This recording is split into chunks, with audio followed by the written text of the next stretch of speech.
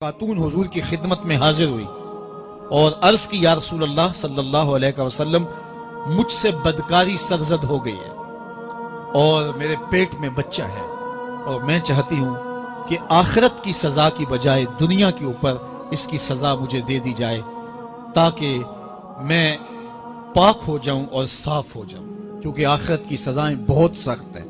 اللہ کے محبوب علیہ السلام نے جبریل امین سے ایک دن پوچھا تھا مجھے جہنم کے عذابوں کا ذکر سناؤ، تو عرض کی یا رسول اللہ صلی اللہ علیہ وسلم ہلکا ترین عذاب یہ ہے کہ جہنمی کے پاؤں میں آگ کے جوتے رکھے جائیں گے، باقی اس کے پورے بدن پہ آگ نہیں ہوگی، صرف آگ کے جوتے اس کو پہنائے جائیں گے، لیکن اس کی حدت، گرمی اور شدت اتنی ہوگی یغلی منہما دماغہ، اس کی شدت سے اس کا دماغ پگھل کر ناک اور کانوں کے ذریعے سے باہر آنا شروع ہو جائے گا۔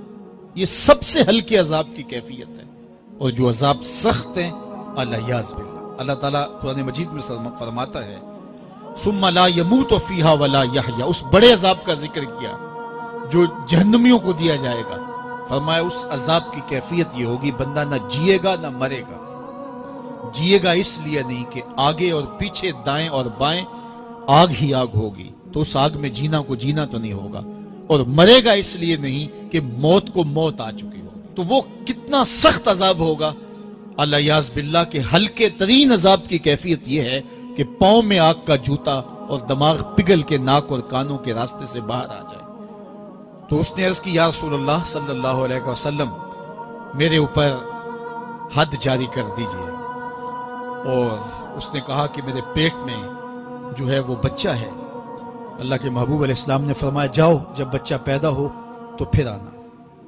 وہ چلی گئی، تو جب بچہ پیدا ہوا تو گود میں اٹھائے پھر حضور کی خدمت میں حاضر ہوئے اور عرض کی یا رسول اللہ یہ ہے بچہ جو میں نے گناہ کیا تھا، بدکاری کی تھی، آج یہ اس کی نشانی ہے۔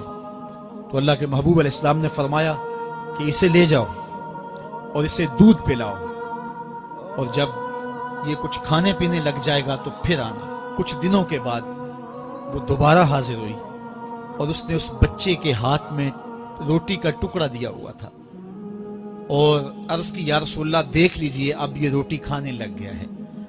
اللہ اکبر۔ تو اللہ کے محبوب نے فرمایا انہیں لے جاؤ اور جا کے انہیں سنگسار کر دو۔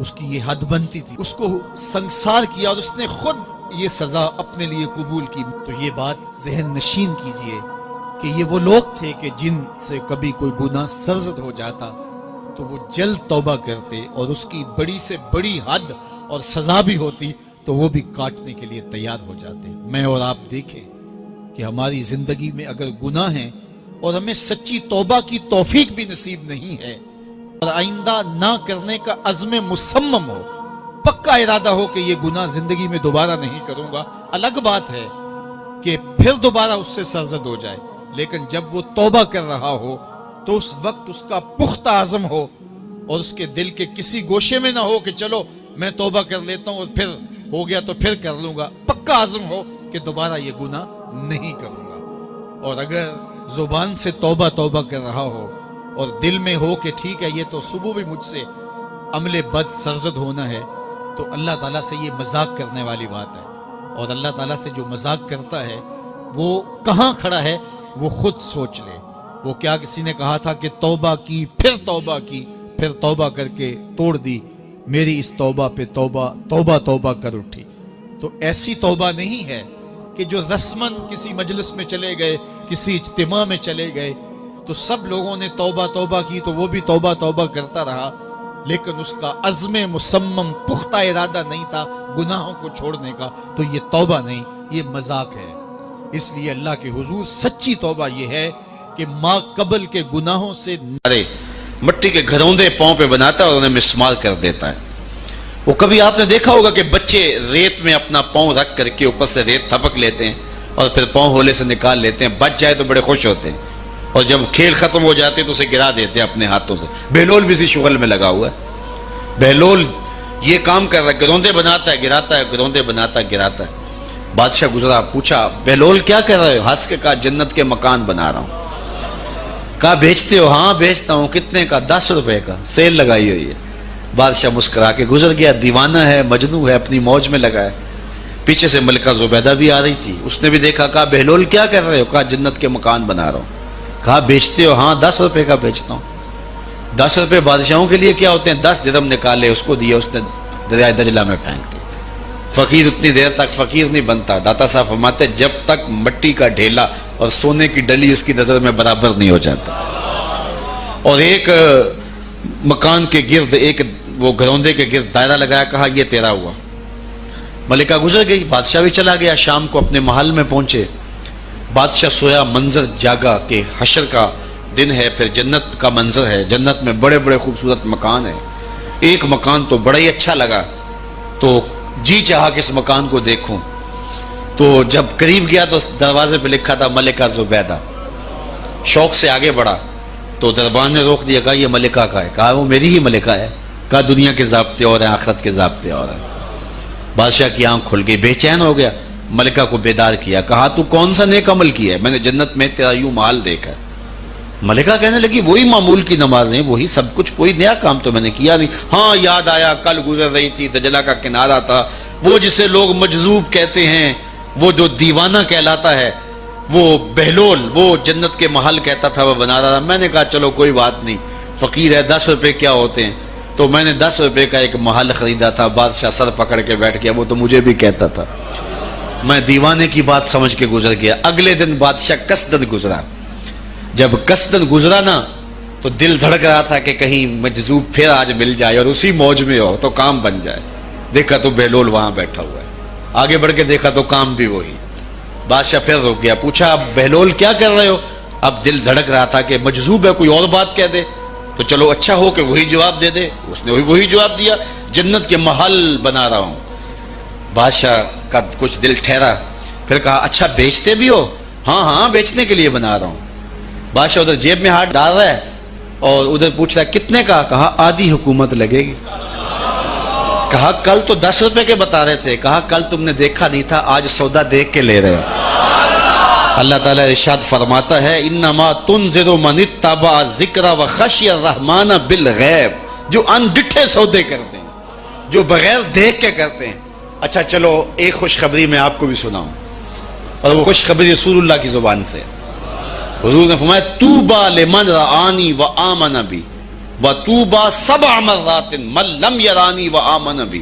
فرمایا صحابہ تمہیں مبارک ہو ایمان کی کہ تم نے مجھے دیکھا اور میرے اوپر ایمان لائے.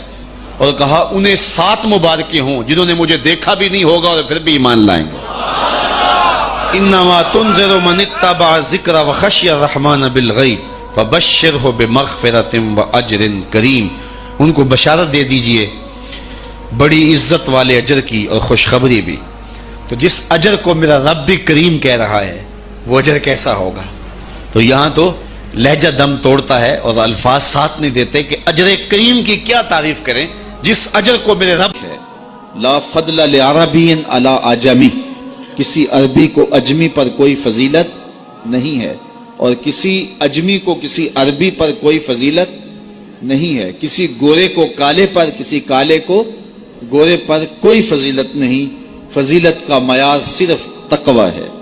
ہمارے آج بھی ہندوانہ رسمیں ختم نہیں ہو رہی. دولت کی تقسیم پر، امیر غریب کی بنیاد پر اس معاشرے میں تقسیم موجود ہے. ہمارے دیہاتوں میں چودھری اور کمی کی بنیاد پر تقسیم موجود ہے. رعایا اور حکمرانوں کی بنیاد پر یہاں تقسیمیں موجود ہیں.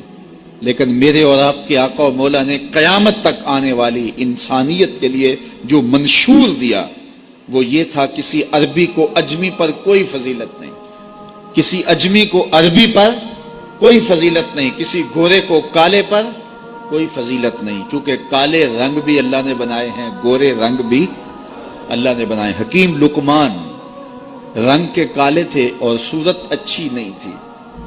تو کسی نے ان سے پوچھا کہ آپ اتنے بدصورت کیوں ہیں؟ تو حکیم لقمان نے کیا جواب دیا؟ کہا آپ شکل میں نقص نکال رہے ہیں یا شکل بنانے والے میں نقص نکال رہے ہیں؟ تو وہ خاموش ہو گیا. اللہ اکبر. تو یہ اللہ نے بنایا ہے نا, اس نے کانٹا بھی اس نے پیدا کیا ہے, پھول بھی اس نے پیدا کیا ہے, چہروں کی رنگت اس نے بنائی ہے, کسی میں کوئی رنگ بھر دیا, کسی نے کوئی رنگ بھر دیا. تو رنگوں کی بنیاد پر, نسب کی بنیاد پر کوئی افضل, کوئی اشرف, کوئی اعلیٰ, کوئی بد, یہ نہیں ہے, بلکہ معیار جو دیا گیا وہ کیا تھا؟ تقوی. ان اکرمکم عند اللہ اتقاکم, جو زیادہ متقی ہے اللہ کے نزدیک وہی معزز ہے, وہی معتبر ہے. پھر حضور علیہ الصلوۃ والسلام نے عورتوں کے بارے میں تاکید کی کہ وہ تمہاری زیر دست ہیں, ان کی ملک کچھ نہیں ہوتا اور کمزور ہیں, ان کے بارے اللہ سے ڈرنا. اور حضور نے ان کے ساتھ حسن سلوک کرنے کی وصیت کی. پھر غلاموں کے ساتھ حسن سلوک کرنے کا حضور نے درس دیا کہ جو خود کھاتے ہو وہ انہیں کھلاؤ, جو خود پیتے ہو انہیں پلاؤ, جو خود پہنتے ہو انہیں پہناؤ. بعض لوگ ملازم کو, ماتحت کو جو ہیں وہ ہلکے کپڑوں میں کسکن رکھتے ہیں تاکہ پتہ چل جائے کہ یہ غلام ہے, یہ ملازم ہے اور ہم باس ہیں. حضور علیہ الصلوۃ والسلام نے ان 3 چیزوں کی تاکید کی. پھر حضور نے ہمسایوں کے حقوق کے حوالے سے بات کی, اور صحابہ فرماتے ہیں کہ اتنی بار حضور نے تاکید کی کہ ہمیں یہ گمان ہوا کہیں وراثت کے اندر حقدار نہ ٹھہرا دیا جائے. تو ہمسایوں کے حقوق کے حوالے سے حضور نے تاکید ارشاد فرمائی. پھر حضور نے 3 باتوں کی تاکید فرمائی. پہلی بات, عمل میں اخلاص پیدا کرو, چونکہ عمل کا خلوص ہی قبولیت کا سبب و ذریعہ ہے. اگر عمل میں خلوص نہیں تو کچھ بھی پلے نہیں ہے. دوسری بات, حاکموں کو وصیت کرنا, جو بادشاہ وقت ہوں, حاکم ہوں, ان کو خیر کی بات کہنا, ان کو بتانا, ان کا قبلہ درست کرنے کی کوشش کرنا, یہ ذمہ داری ہے قوم کے اوپر. تیسری بات کی حضور نے یہ وصیت فرمائی, لزوم و جماعت المسلمین, مسلمانوں کی جماعت سے الگ نہ ہونا, الگ الگ ٹولیوں میں نہ بٹنا, لابیاں نہ بنانا, گروہ بندیاں نہ کرنا, جماعت کے ساتھ جڑ کے رہنا, فرقہ بندی سے بچنا اور جماعت وحدہ کا ساتھ دینا. حضور نے فرمائی, تابع السواد الاعظم فإنہ من شذ شذ فی النار, جو بڑی جماعت ہے, سواد اعظم ہے, ان کے ساتھ رہنا, جو ان سے بچھڑ گیا وہ جہنم میں ڈالا جائے گا. در ماہی دا چھوڑی ناہی, نہیں تے ہو جاویں گا روگی, جیڑی بکری اجڑو وچھڑی او بگیاڑا جوگی. اس لیے لزوم و جماعت المسلمین, مسلمانوں کی جماعت کے ساتھ قائم رہنا. پھر حضور علیہ الصلوۃ والسلام نے فرمایا, اے امت مسلمہ, میں تمہیں لاوارث نہیں چھوڑ کے جا رہا, میں تمہارے اندر 2 بھاری چیزیں چھوڑ کے جا رہا ہوں, اور اگر تم ان کو مضبوطی سے تھام لوگے, میں ضمانت دیتا ہوں تم کبھی بھی گمراہ نہیں ہوگے. ایک اللہ کی